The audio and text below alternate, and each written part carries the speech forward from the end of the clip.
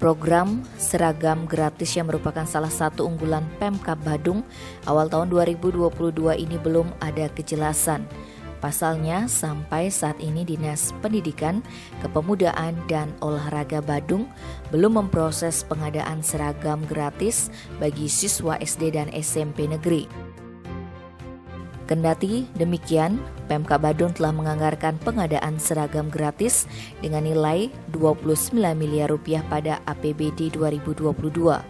Kepala Distrik Pora Badung I Gusti Made Dwi Payana Minggu 23 Januari membenarkan jika anggaran pengadaan seragam gratis bagi siswa SD dan SMP Negeri Badung itu sebesar Rp29 miliar.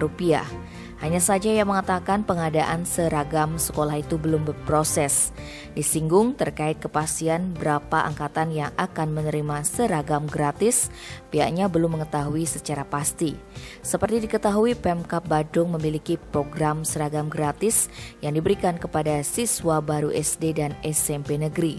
Seragam tersebut hanya diberikan sekali saat memulai tahun ajaran baru, berupa kain seragam sekolah, seragam olahraga, tas, sepatu, kaos kaki, ikat pinggang, dan juga ongkos jahitnya.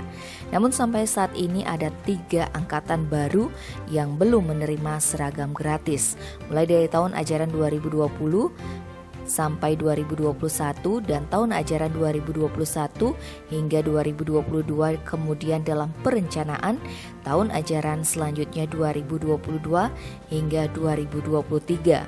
Sebelumnya pada tahun 2020 program seragam gratis ini menelan anggaran APBD Badung sebesar Rp20 miliar lebih. Tim Bali Express melaporkan.